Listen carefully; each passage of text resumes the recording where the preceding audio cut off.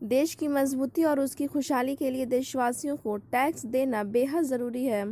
देश की आमदनी का एक बड़ा स्रोत इनकम टैक्स माना जाता है। प्रत्येक देशवासियों को अपने इनकम के अनुसार खुशी खुशी टैक्स देने की आवश्यकता है ताकि हमारा देश पूरी दुनिया में मजबूत होकर अपना वर्चस्व जमा सके।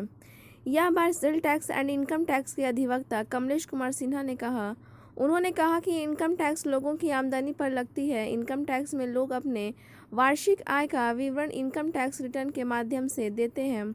सरकार के दिशा निर्देश टैक्स देने वाले लोगों को काफ़ी सहूलियत मिलता है। जैसे इनकम टैक्स देने वाले लोगों को डिडक्शन की सुविधा है, जैसे LIC हो, 2 बच्चों की शिक्षा का ट्यूशन फीस हो, इन्वेस्टमेंट प्लान में PPF हो या EPF हो, NSCC हो, होम लोन या हाउस रेंट अलाउंस हो, हेल्थ ट्रीटमेंट हो या डोनेशन हो, हेल्थ इंश्योरेंस हो आदि जैसे लाभान्वित योजनाओं में इनकम टैक्स देने वाले लोग काफ़ी लाभ उठा सकते हैं। अधिवक्ता श्री सिन्हा ने कहा कि इनकम टैक्स अलग अलग सेक्शन में अलग अलग इन्वेस्टमेंट या एक्सपेंसेस पर छूट को अपनी वार्षिक इनकम से घटाने के बाद जो टैक्स इनकम टैक्स स्लैब के अनुसार कैलकुलेट होता है, जिसे लोगों को जमा करना है। जैसे 5 लाख तक के इनकम पर टैक्स नील है, लेकिन जैसे ही आपकी इनकम 5 लाख से ऊपर होगी आपका टैक्स स्लैब चेंज हो जाएगा। उन्होंने कहा कि जानकारी के अभाव में लोग अपने बैंक खातों से अनावश्यक जमा निकासी करते हैं। मैं देशवासियों को भी जानकारी देना चाहता हूं कि अब इनकम टैक्स का सर्वर प्रत्येक बैंक से लिंक है। आपके टोटल डिपॉजिट और निकासी की जानकारी इनकम टैक्स को मिलती रहती है। आप इसमें लापरवाही करते हैं तो आपके ट्रांजैक्शन को देखते हुए विभाग आपको नोटिस कर सकती है।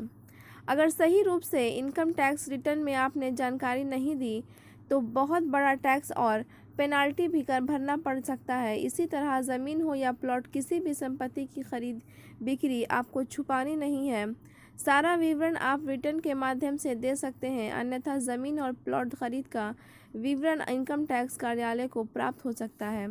उन्होंने कहा कि इनकम टैक्स रिटर्न भी बहुत ज़रूरी है। आज आप अपने बच्चों का एजुकेशन लोन, बिजनेस लोन, गाड़ी loan, house loan, credit card या किसी भी तरह का लोन लेने बैंकों में जाएंगे तो आपसे 2-3 साल का इनकम टैक्स रिटर्न की मांग की जाती है। अगर आप रिटर्न फाइल नहीं किया तो आपको किसी भी प्रकार का लोन नहीं मिलेगा। इस संदर्भ में मैं आपको चैनल के माध्यम से सरकार को एक सुझाव देना चाहता हूं कि सरकार को समय समय पर टैक्स से संबंधित सेमिनार का आयोजन कर लोगों को जागरूक करने की ज़रूरत है। एक प्रश्न के उत्तर में श्री सिन्हा ने कहा कि GST के अंतर्गत बिक्री पर GST टैक्स लगता है।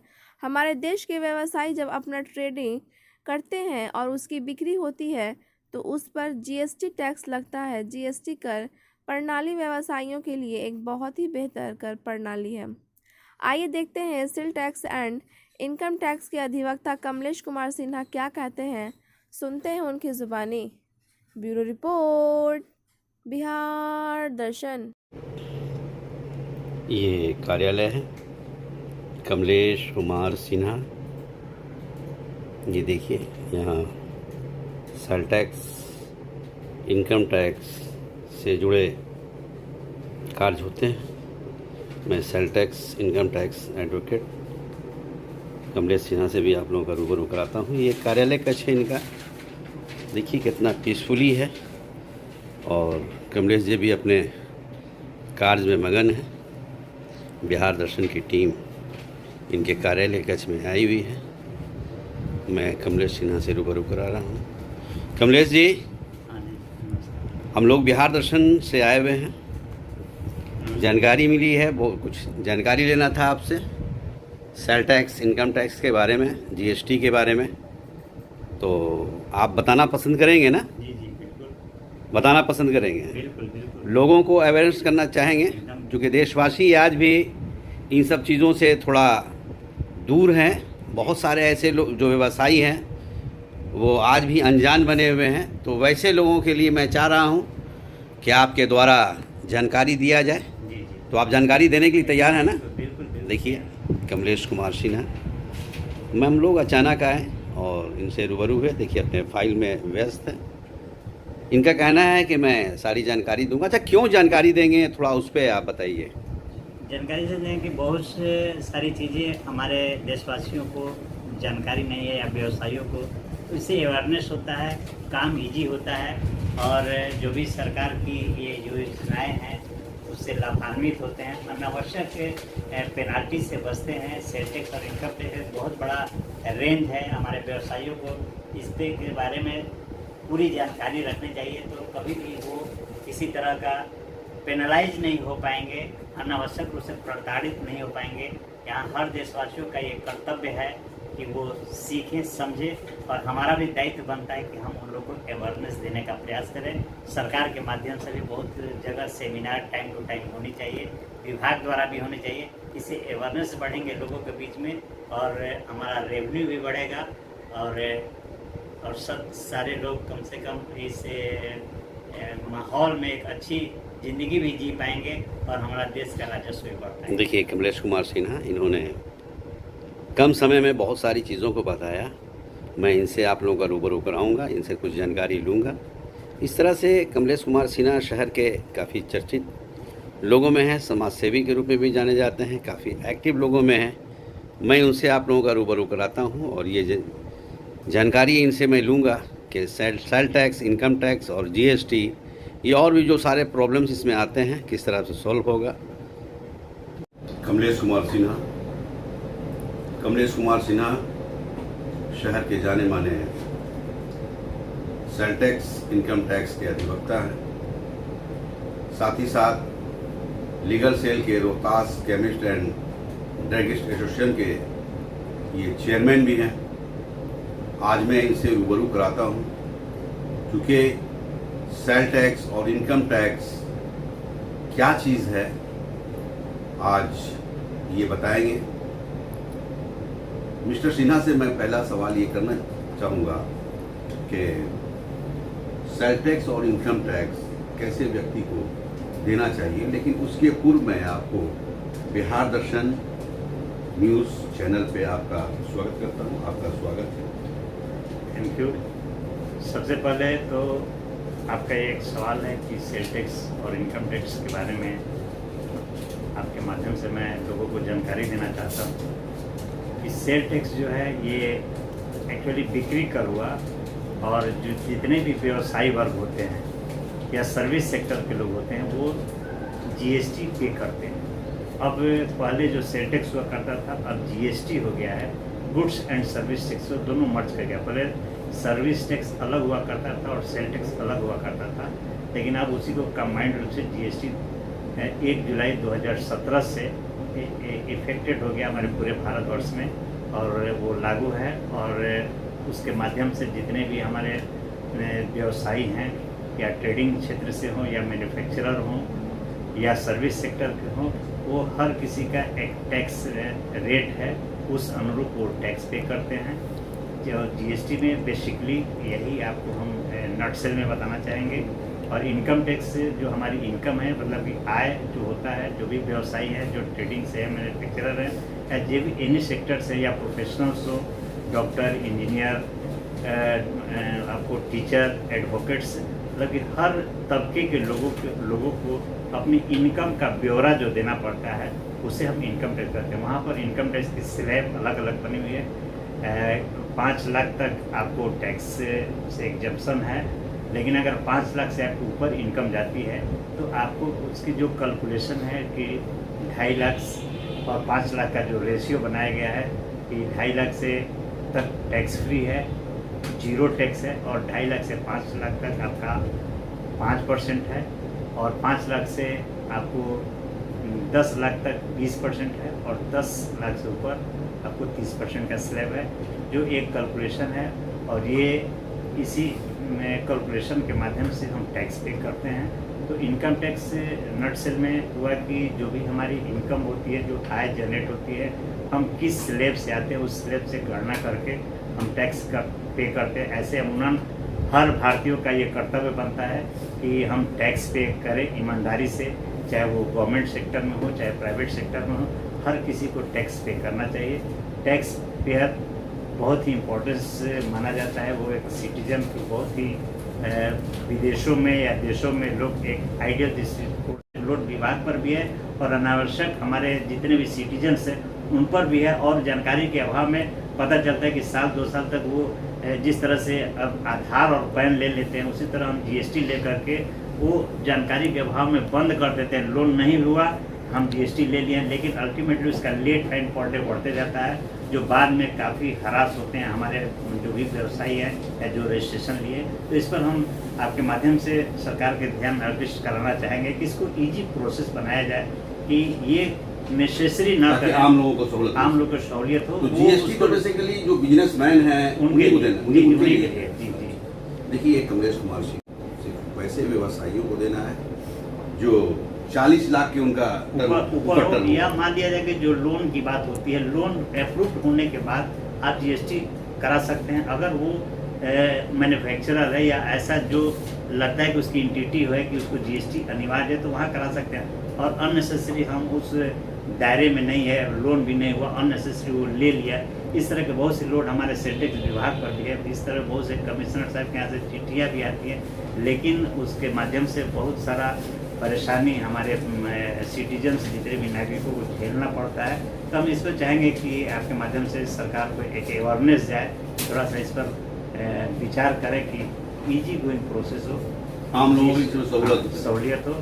GST के लिए मतलब कि उनको प्रेशर ना दिया जाए कि आप GST लेंगे तभी आपकी लोन होगी, क्योंकि 40 लाख थ्रेशोल्ड लिमिट है, 40 लाख के बाद ही आप ले सकते हैं। लेकिन अगर आवश्यकता पड़ी तो हम ले सकते हैं, ऐसा नहीं है कि हम 40 लाख होगा तभी लेंगे, हम नॉर्मल में भी ले सकते हैं, लेकिन हमारी एसेसिबिलिटी पे डिपेंड करती है। और हमारी एसेसिबिलिटी नहीं है और गवर्नमेंट की तरफ से या हमारे बैंकों की तरफ से ऐसा प्रेरित कर दिया जाता है कि नहीं, आपको GST लेने के बाद ही आपकी आगे की कार्रवाई होगी या प्रोसेसिंग होगी, वहाँ पर थोड़ी कठिनाइयाँ बहुत ज़्यादा आती हैं हमारे नागरिकों को। देखिए, कमलेश कुमार सिन्हा जो सेल टैक्स विभाग के एडवोकेट, और इनकी चाहत ये है कि आम लोगों के लिए, आम देशवासियों के लिए एक ऐसा सहूलत सरकार दे जो GST भी आसानी के साथ वो लोग ले सके और कहीं कोई ऐसा प्रॉब्लम नहीं आए, लोगों के साथ प्रॉब्लम नहीं आए और आसानी के साथ वो लोग अपने व्यवसाय को भी करें, साथ ही साथ इनकम टैक्स, सेल टैक्स की भरपाई भी करें और GST भी खुशी खुशी दें। लेकिन होता ये है कि अभी भी बहुत सारे ऐसे लोगों को इन सब चीज़ों से काफ़ी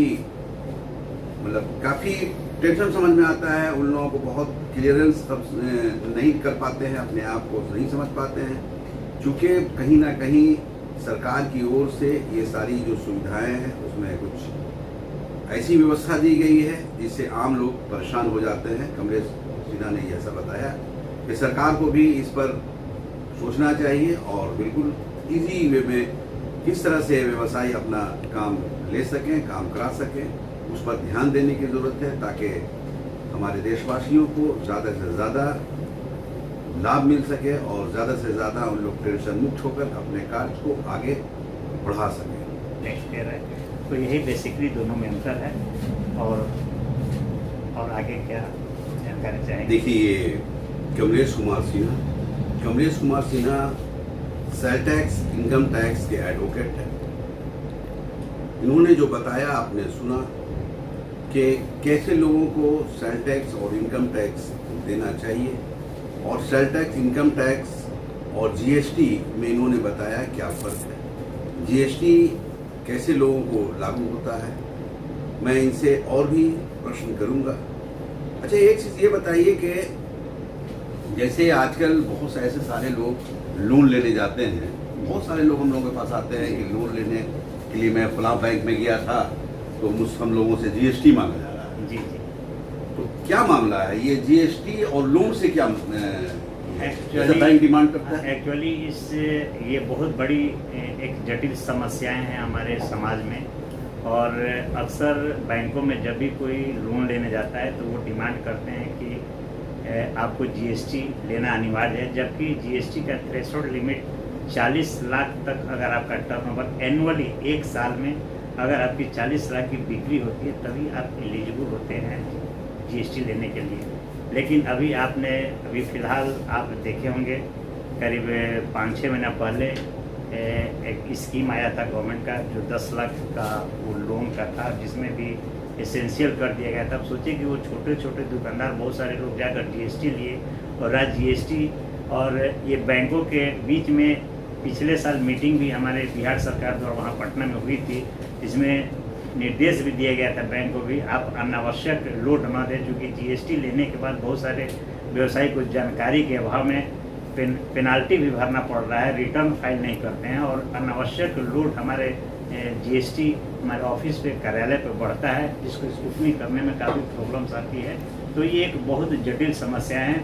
हम आपके माध्यम से सरकार की तरफ एक ध्यान आकृष्ट कराना चाहेंगे कि कम से कम बैंकों को स्ट्रिक्टली निर्देश दिया जाए कि अनावश्यक रूप से उन लोगों को जीएसटी के लिए प्रेरित न किया जाए कि आप जीएसटी लेंगे तभी मैं लोन दूंगा। उसके लिए बहुत सारी अल्टरनेट सुविधाएं हैं, जैसे आप नगर पालिका से रजिस्ट्रेशन करा सकते हैं, या मुखिया या वार्ड पार्षद के माध्यम से भी आप जो व्यवसाय कर रहे हैं तो वो आपको उसके माध्यम से वहाँ से लिखवा कर आप बैंक में देंगे, वहाँ से भी खाता खुल सकते हैं। इसको इजी गोइंग प्रोसेस बनाना यानी आप जनप्रतिनिधियों के द्वारा मतलब सिटीजनशिप के बारे में जी, कि वो यहाँ रहने वाला है कि नहीं है।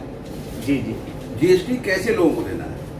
एक्चुअली जीएसटी जो रियल मायने में होल्ड करते हैं, जिसका थ्रेशोल्ड लिमिट मैंने बताया आपको कि 40 लाख से ऊपर हो, या जिसको बहुत सारे ऐसे एजेंसी लेना चाहते हैं जिसका जो एजेंसी कोई भी कंपनी आपका जीएसटी नहीं रहेगा तो वो नहीं दे पाएंगे, तो वहाँ पर नेसेसरी होता है। लेकिन अब छोटे छोटे लोन में भी ये प्रायोरिटी दे दी जाती है बैंक के माध्यम से, आप जीएसटी करा के आएंगे तभी देंगे। ये अनावश्यक लोड विभाग पर भी है और अनावश्यक हमारे जितने भी सिटीजन्स हैं उन पर भी है, और जानकारी के अभाव में पता चलता है कि साल 2 साल तक वो जिस टैक्स और इनकम टैक्स के भी एडवोकेट है जी, तो इनकम टैक्स पे थोड़ा सा इस तरह का विचार अपना दें तो आम लोगों को बात समझ में आए।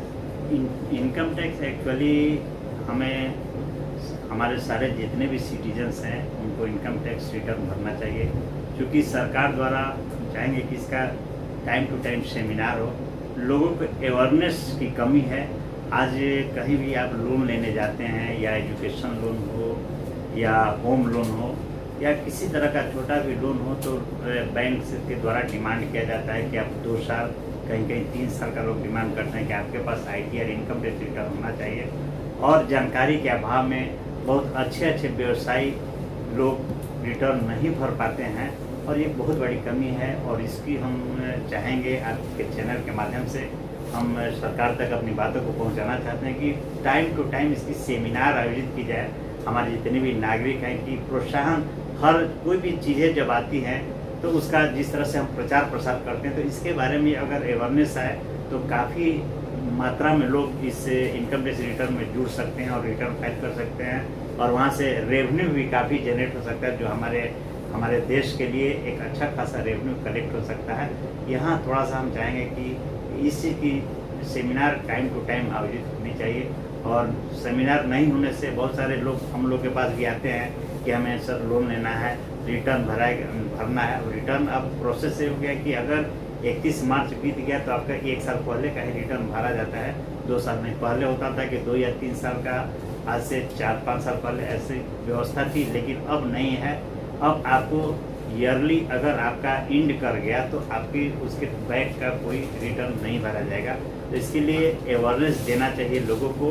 और सबसे बड़ी चीज़ है कि आपकी फिनेंशियल कैपेसिटी कितनी है वो आपकी आईटीआर इनकम टैक्स रिटर्न से पता चलता है। ऐसे आपके पास बहुत सारे पैसे हैं, लेकिन आपके पास वो अगर आईटीआर इनकम टैक्स रिटर्न नहीं है तो वो 0 है, आपके सारे पैसे ब्लैक माने जाएंगे। तो वाइट मनी वही इंडिकेटर, जितने भी आपका इनकम टैक्स रिटर्न में शो करता है वो आपका वाइट मनी होता है। अदरवाइज आपके पास करोड़ों रुपया है तो आपके पास वो ब्लैक मनी, आप कभी भी गवर्नमेंट के नज़र में आकर आपके पास उसकी कार्रवाई हो सकती है। एक बहुत सारी चीज़ें होती है कि ज़मीन भी हम लेते हैं, ज़मीन में आप देख रहे हैं कि पैन नंबर एसेंशियल हो गया है, जो लिंकअप हो गया है हमारे इनकम टैक्स डिपार्टमेंट से। आप ज़मीन भी खरीद करते हैं तो वहाँ भी सूचनाएं चली जाती हैं, और वहाँ से 2 साल 3 साल बाद नोटिस आता है कि आपने ज़मीन की परचेजिंग की है, तो ये आप पैसा कहाँ से लाए हैं, आप रिटर्न भरते हैं कि नहीं। बहुत सारे लोगों को जानकारी के अभाव में, जो कि रजिस्ट्री तो करा लेते हैं लेकिन अभाव के चलते वो रिटर्न नहीं भरे हुए हैं, अंत में उनको पेनलाइज होना पड़ता है। वो चूँकि वो पैसा ब्लैक में आ जाता है, क्योंकि वाइट मनी आप शो नहीं कर पाए, क्योंकि जब भी आप रिटर्न फाइल करते हैं आपकी पैसा वाइट मनी के रूप में कन्वर्ट होती है। अगर नहीं फाइल करते हैं तो आपका वो ब्लैक मनी का जाता है। तो ये एक समस्या है। दूसरी समस्या है कि हम रिटर्न फाइल करेंगे तो हर जगह, हर सेक्टर में, चाहे किसी तरह का लोन लेना हो, कहीं भी एजुकेशन में हो, या हर जगह आपकी इनकम टैक्स रिटर्न कर सकता है और इनकम टैक्स फाइल करना चाहिए। और सिटीजन्स को ये हमारा गर्व से सारे लोग को हम लोग प्रोत्साहित करते हैं कि आप रिटर्न भरिए, जिससे गवर्नमेंट को एक रेवेन्यू भी आएगा और आप भी सेफ रहेंगे, हमारा समाज और हमारा देश भी आगे की तरफ बढ़ेगा। इन्होंने देश हित में, लोगों के हित में जो बात कहा आप लोगों ने सुना कि देश के हर लोगों को अगर इनकम जिस तरह से है आपका, उस हिसाब से इनकम टैक्स ज़रूर देना चाहिए। अगर आप जमा नहीं करते हैं, आप इनकम टैक्स नहीं देते हैं, तो कहीं ना कहीं आप कटघरे में हैं, कभी ना कभी आप शिकंजे में आ सकते हैं, सरकारी शिकंजे में आ सकते हैं। इसलिए हर व्यक्ति को अपने इनकम के अनुसार सरकार को टैक्स ज़रूर देना चाहिए। उसी तरह से इन्होंने सेल टैक्स के बारे में बताया, जीएसटी क्या चीज़ है उसके बारे में बताया, और भी चीज़ों को इन्होंने बताया जिस पे देशवासियों को इस पे विचार करना चाहिए, सोचना चाहिए, और सोचकर जिस तरह से कमलेश कुमार सिन्हा ने बताया है उस पर अमल करना चाहिए। बिहार दर्शन से छोटू कुमार कैमरामैन के साथ असलम परवेज।